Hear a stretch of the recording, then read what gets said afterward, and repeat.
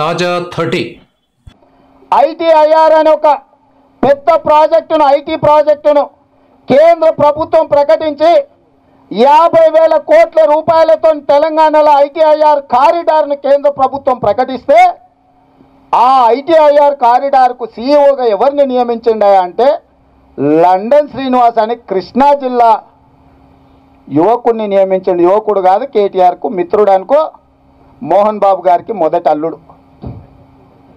ఇవాళ ఐటీఐఆర్ అనే కారిడార్ దానికి సీఈఓగా 4 కోట్ల బిడ్డలు ఉన్న తెలంగాణలో లక్షల మంది ఐటీ నిపుణులు అమెరికాలో బ్రహ్మాండంగా పెద్ద పెద్ద కంపెనీలకు సీఈఓలుగా చేస్తుంటే ఒక్క తెలంగాణ బిడ్డకు కూడా ఐటీఐఆర్ కారిడార్కు సీఈఓ ఇవ్వకుండా లండన్ శ్రీనివాస్ అని లండన్లో చదువుకున్న కృష్ణా జిల్లా బిడ్డకు ఇవాళ తెలంగాణ నడిపోతున్న సీఈఓ ఉద్యోగం ఇచ్చిండు కేటీఆర్ అంటే ఏ రకమైన పరిస్థితి తెలంగాణలో ఉందో, తెలంగాణ నిరుద్యోగ పరిస్థితులు ఎట్లున్నాయో ఒక్కసారి ఆలోచన చేయండి.